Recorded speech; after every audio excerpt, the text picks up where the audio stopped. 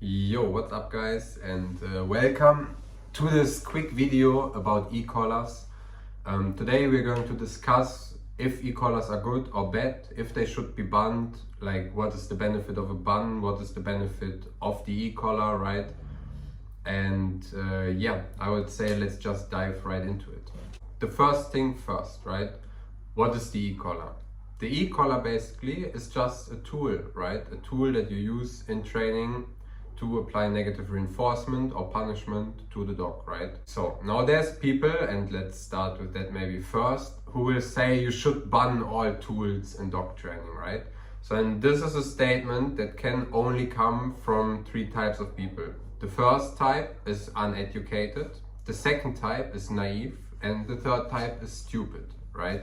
Because if you are with someone who's telling you you shouldn't use tools in training, ask them why they use a leash or why they use food as a lure. Like, it's literally the same concept, right? Leashes, food, the ball, like all this kind of stuff are tools, right? So, and yes, food and the ball, we can all agree on, are tools for positive reinforcement, right?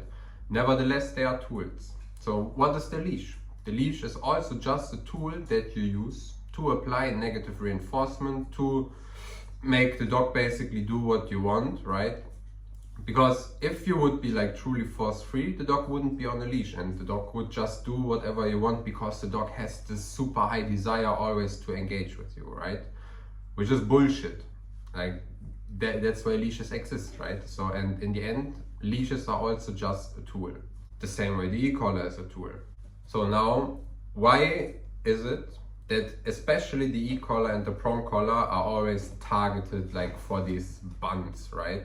That is basically because the e-collar, like formerly also called shock collar, right, is something that rings alarm bells in the heads of like those positive only people, right? Because it's like, oh, you're electrocuting the dog.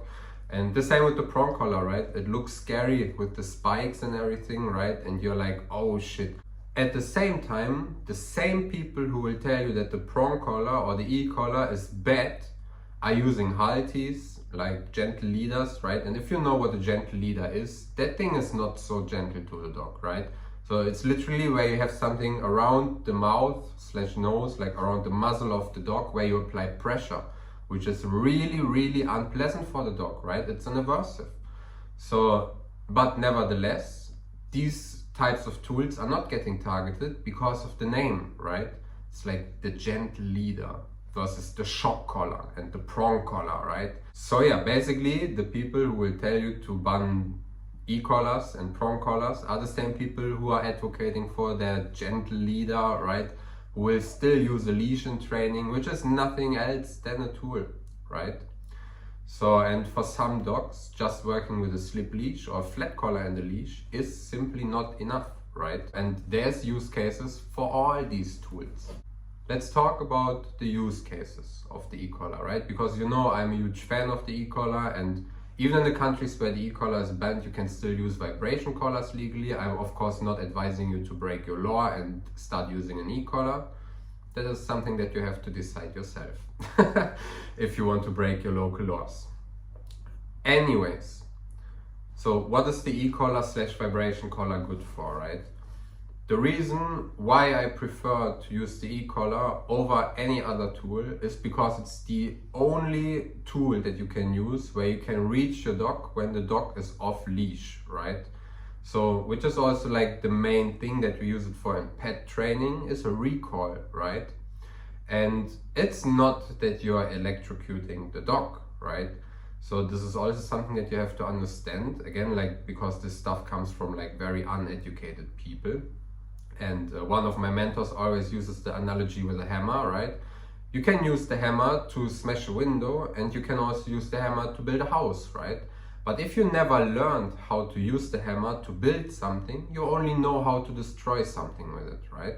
And the thing is, with the e-collar, the prong collar, same as with the gentle leader, right? And also with the leash, you can do a lot of damage if you don't know what you're doing. And if you're uneducated, you should seek out a trainer for e-collar training, right? And not just like do it yourself based on like a YouTube video that you saw. Because if you don't know what you're doing, you will cause more harm than good. and that is a fact, right? But the same goes like for using the leash, right? And now there's people saying, oh yeah, but the leash is not as aversive as the e-collar. Listen, if you don't know what you're doing with your dog, right, and like you just start beating up your dog with the leash, that is most certainly way worse and way more aversive than an e-collar, right? And believe me or not, but there are people out there who will do this with their dogs, right? So as I said, I prefer in pet training to use it for recall training and in everyday life. The only reason why the dog wears the e-collar is as a safety net. In case the dog decides to blow the recall and not come, that you still have a way to make the dog come, right? The same way you would use the leash and apply leash pressure if the dog doesn't listen and comes, you can put pressure on the leash, right? And the same principle goes for the e-collar, except that the dog can be off leash, right? And you still have a way to reach him.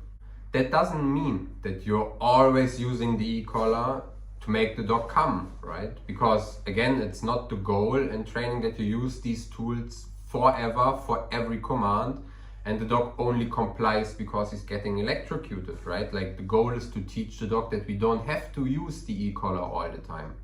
So, and the system that we train with is basically that the dog learns, like there's obligation. When he says come, I have to come.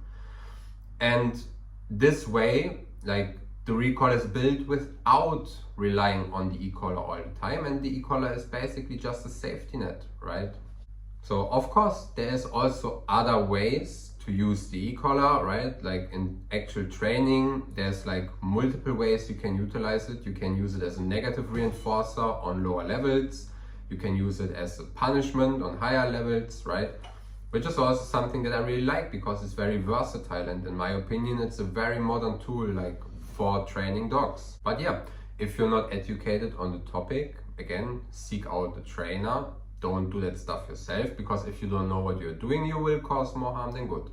So that being said, right?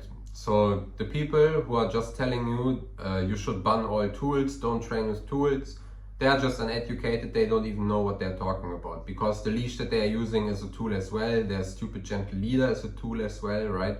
And these are all tools for negative reinforcement. So, and you can do the same amount of damage, if not even more damage, like if you don't know what you're doing with your dog and you're not a responsible owner and you start beating up your dog with the leash, than you do when you electrocute your dog, right?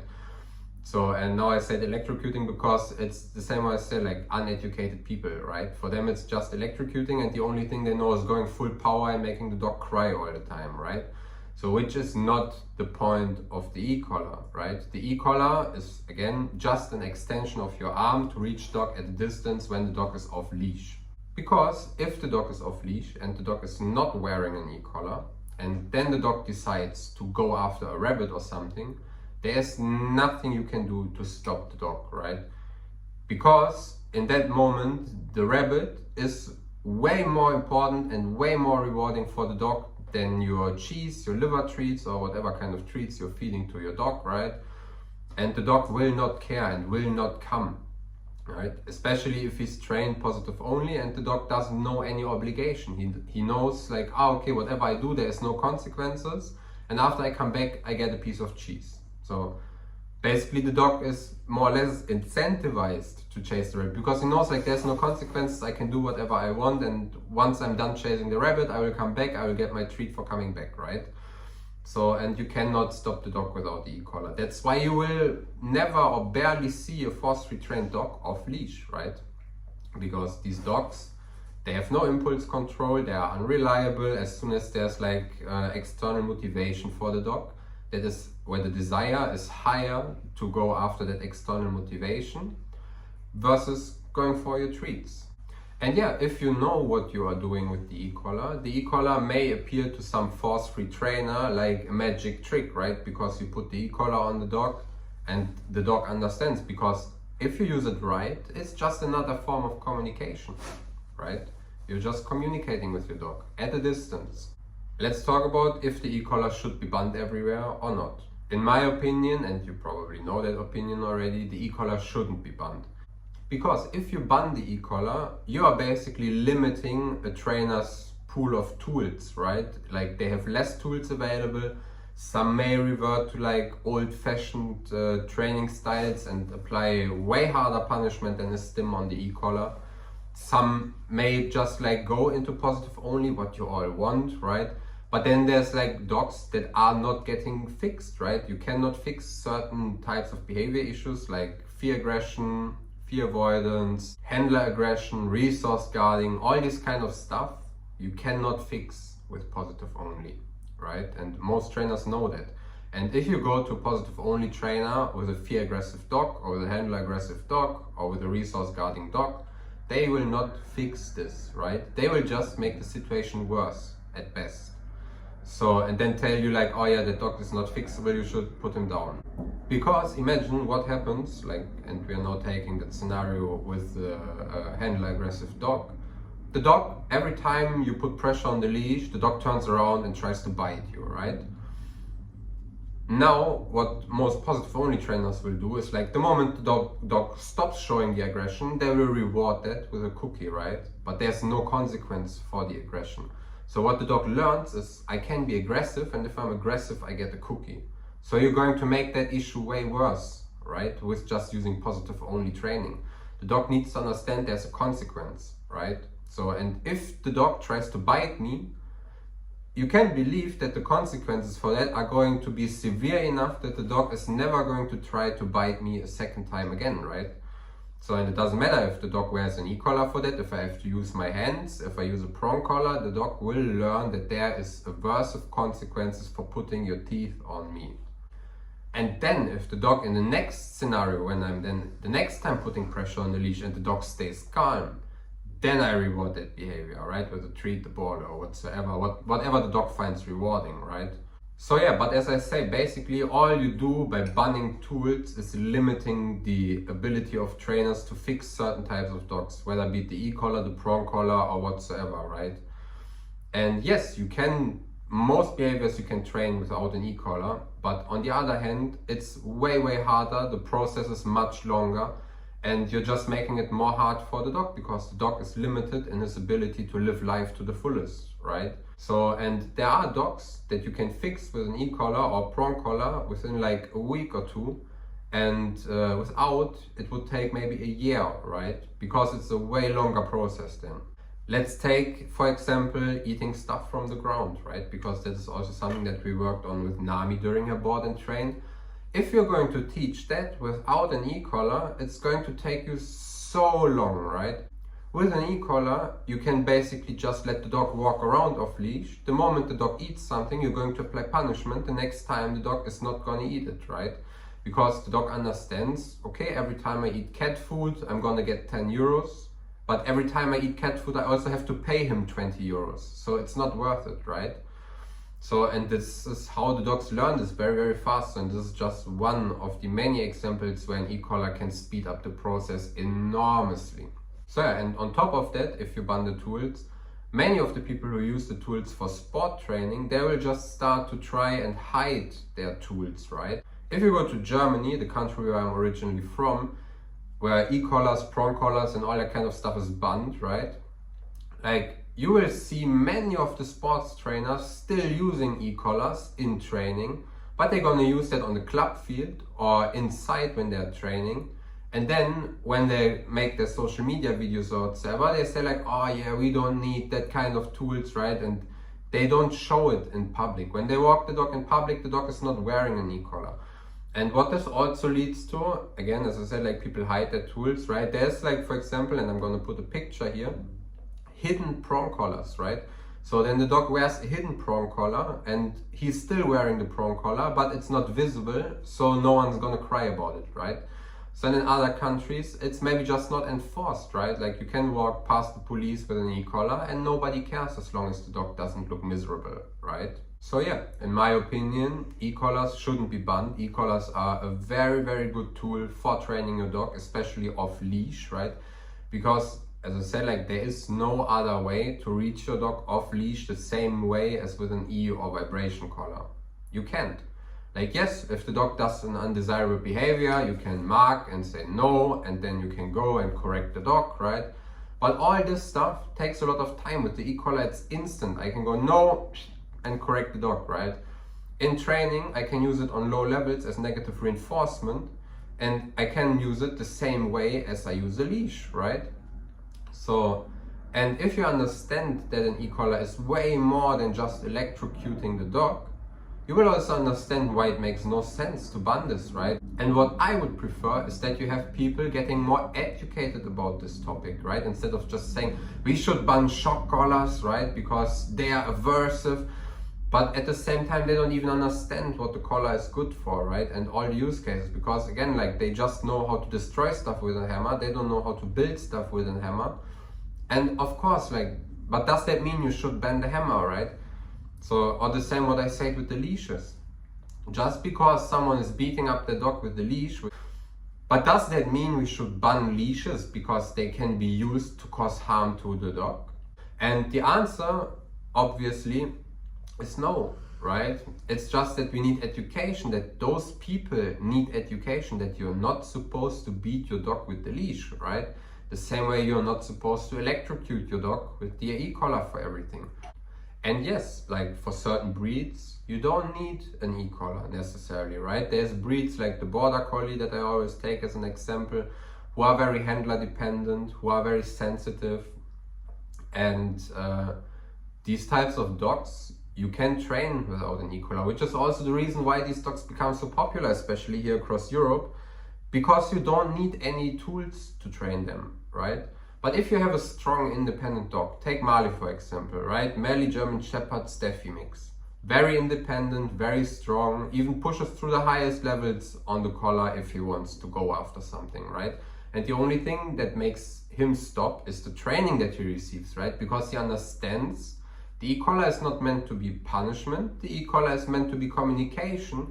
And if you don't listen to what I say after I made you aware that I'm communicating with you, then there will be punishment. But yeah, then you have basically those people with their Border Collies or their obese Dachshunds, right? They'll look at you because your dog is wearing an ear or prong collar. At the same time, like they have a fat, obese dog, right? Who can barely go up and down the stairs without rolling. And they will try to tell you that an e-collar is animal abuse. So, but at the same time, as I said, like they own some obese dog, right? Which is way more abusive in my opinion than having a well-behaved dog on the e-collar. Because, as I said in the beginning, if the dog is properly trained, you don't need the e-collar all the time, right? And the only reason why, for example, Marley wears this e-collar all day when we are out, not all day, but when we are outside, is as a safety net, because this way I can still communicate with him when he's far away from me, right? And he decides to blow off the recall or decides to go after the rabbit whatsoever, right? And this is something that many of those people simply don't understand, right? They just see the e-collar and it sounds scary, and or the prong collar, it looks scary, right? And then just, oh shit, we should ban this. And then they're like, we should ban all tools, right? And at the same time, they're using leashes, they're using gentle leaders, and still applying pressure to the dog, right? But yeah, it's just uneducated people who say that kind of stuff. To sum this up, is the e-collar good or bad? In my opinion, the e-collar is very, very good. Yeah, we now discovered a couple of reasons why it makes sense to use the e-collar. The benefits of a ban of e-collars or prong collars is basically none, right? Like there's no such thing, because those people will always say like it's for animal welfare, but if you really consider animal welfare, you would also ban gentle leaders, right? And if the goal is really animal welfare, right, you would force proper education on these tools and not just allow everyone to just use them, but you would make sure that the people are educated, right, before they use them. Because in the end, you're just limiting your abilities to train the dog, right? And some dogs, as I said, they are not possible to fix without e or prong collar, or even if they are, it takes so long that you cannot tell me that the goal here is animal welfare, right? So again, like these e-collar bans are basically pushed by these force-free only ideologists together with the animal rights activists. Like they have big lobbies and they can just push for these kind of bunds, right? And the balance trainers don't have anything like that. Like, we don't have a lobby to make sure that the e-collar doesn't get banned, and if it gets banned, it gets banned, right? And the only thing this will lead to, again, as I said also, is that people starting to hide the tools. They will use this like on the club field, on their own training grounds, right? And just not use it in public. So, and there's no point in banning any of these tools. So yeah, are they good or bad? In my opinion, they are very good, right? It's like a really good training tool, especially for the off-leash obedience, to create reliability in the dog, right? I hope now I clarified things a bit better for you, and you can understand why it doesn't make sense to ban the e-collar, what are like actual use cases of the e-collar. And if you want to see more content about the e-collar, such as how to condition the e-collar, how to train the recoil with the e-collar, let me know in the comments, and make sure to subscribe, like, and see you in the next one. Cheers.